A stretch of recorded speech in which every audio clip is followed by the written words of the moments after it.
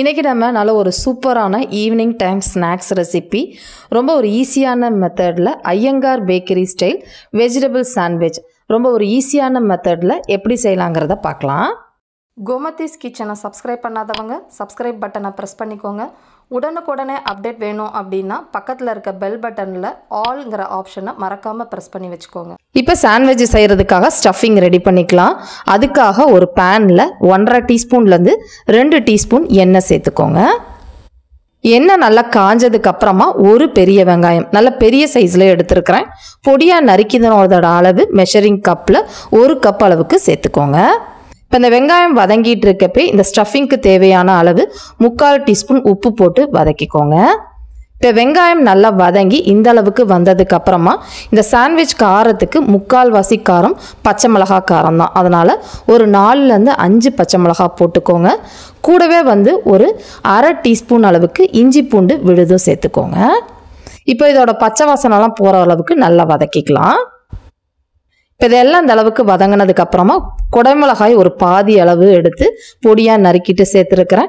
2 கேரட்டை துருவிட்டு மெஷரிங் கப்பில் 1 கப் அளவுக்கு சேர்த்துக்கோங்க. இதோடவே 1 கப்பு மெஷரிங் கப் வச்சுருந்திங்கன்னா 1 கப் அளவுக்கு முட்டைக்கோசையும் துருவிட்டு சேர்த்துக்கலாம். இப்போ இதில் வேறு என்னன்னு பார்த்தீங்கன்னா தக்காளி சேர்க்க போகிறோம். 1 தக்காளி விதைகளோடையே சேர்த்துக்கலாங்க. தக்காளி அதிகமாக போடக்கூடாது. இப்போ இதையெல்லாம் சேர்த்து கொஞ்ச நேரம் நல்லா வதங்கி வரட்டும். ஒரு 2 நிமிஷம் வதங்கினதுக்கு அப்புறமா இதில் காரத்துக்கு மிச்ச காரத்துக்கு ஒரு 1/2 டீஸ்பூன் தனி மிளகாய்த்தூள் சேர்த்துருக்குறேன். காரத்துக்கு ஏற்ற மாதிரி கூட குறைச்சி சேர்த்துக்கோங்க. 1/4 டீஸ்பூன் அளவுக்கு மஞ்சள் பொடி சேர்த்துக்கலாம். கூடவே இதில் சீரக பொடி சேர்க்கணும். ஃப்ரெஷ்ஷாக பொடிச்சு சேர்த்துக்கோங்க. ஒரு 3/4 டீஸ்பூன் சேர்த்திங்கன்னா போதும். அடுத்ததாக இதில் கரம் மசாலா பொடி 1 டீஸ்பூன் சேர்த்துக்கலாம். இப்போ இது எல்லாமே நல்லா சேர்த்து வதங்கி வரட்டும். இதில் உங்களுக்கு பிடிக்கும்னா பன்னீர் கூட துருவிட்டு சேர்த்துக்கலாங்க கடைசியாக, அதுவும் நல்லாயிருக்கும். இப்போ இந்த அளவுக்கு வதங்கிட்டு இருக்கப்பே இதில் 1 டீஸ்பூன் அளவுக்கு பட்டர் சேர்த்துக்கோங்க. இப்போ போட்டு வதக்கிறப்ப அந்த ஃப்ளேவர் ரொம்ப நல்லாயிருக்கும். இப்போ எல்லாமே நல்லா வதங்கி இந்த அளவுக்கு வந்தால் போதும். ரொம்ப குழைய வதக்கிற வேண்டாம். கொஞ்சம் க்ரன்ச்சினஸ் அந்த குடைமிளகாயில் இருக்கணும், அப்போ தான் நல்லாயிருக்கும். இப்போ இதில் கெச்சப், அதாவது டொமேட்டோ கெச்சப் கிடைக்கு இல்லையா, அது ஒரு 1.5 டீஸ்பூன்லேருந்து 2 டீஸ்பூன் சேர்த்துக்கோங்க. இது போடுறப்ப அந்த இனிப்பு சுவை ரொம்பவே நல்லாயிருக்கும். இது வேணாங்காத பட்சத்தில் நீங்கள் ஒரு 1/2 டீஸ்பூன் சர்க்கரை கூட சேர்த்துக்கலாம். இதுக்கு பதிலாக அதுவும் நல்லாயிருக்கும். இப்போ கெச்சப் சேர்த்ததுக்கப்புறமா கொஞ்ச நேரம் ஒரு 2 நிமிஷம் வதக்கிட்டு கடைசியாக பொடியாக நறுக்கினா கொத்தமல்லி இலைகளை சேர்த்து கலந்து விட்டுட்டு அடுப்பை ஆஃப் பண்ணிவிடுங்க. இப்போ சாண்ட்விச் செய்ய போகிறதுக்கு முன்னாடி இது கொஞ்சம் லைட்டாக ஆறணும். அப்போ தான் இந்த ஸ்டஃபிங் வைக்கிறப்ப ப்ரெட்டு சாகி ஆகாமல் இருக்கும். இதனால் இது கொஞ்ச நேரம் ஆறட்டும். இப்போ சாண்ட்விச் செய்கிறதுக்காகன்னு பார்த்தீங்கன்னா ஒரு தோசைக்கல்லில் கொஞ்சமாக பட்டரை இந்த மாதிரி ஸ்ப்ரெட் பண்ணி விடுங்க. இப்போ இன்றைக்கி இந்த சாண்ட்விச் செய்கிறதுக்கு நான் சாண்ட்விச் ப்ரெட் எடுத்துருக்குறேங்க. சாண்ட்விச் ப்ரெட்டை பொறுத்த வரைக்கும் கொஞ்சம் உப்பு அதிகமாக இருக்கும். இது கிடைக்காத பட்சத்தில் நீங்கள் மில்க் ப்ரெட்டு கூட யூஸ் பண்ணிக்கலாங்க, அதுவும் நல்லாயிருக்கும்.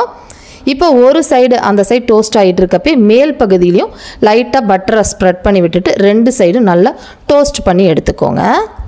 இப்போ இந்த அளவுக்கு நல்லா டோஸ்ட் ஆனால் போதும். 2 சைடும் கோல்டன் கலரில் வந்திருக்குது. இந்த சமயத்தில் நம்ம ஆற வச்சுருக்கிறோம் பார்த்தீங்களா ஸ்டஃபிங்கை, அதை சேர்த்துக்கலாம். அடுப்பு தீயை சிம்மில் வச்சுக்கோங்க, இல்லாட்டி அடுத்த சைடு நமக்கு ப்ரெட்டு கருகி போயிடும். இப்போ இதெல்லாம் உங்களுக்கு எவ்வளோ வேணுமோ அதுக்கேற்ற மாதிரி போட்டு ஸ்ப்ரெட் பண்ணி விட்டுக்கோங்க.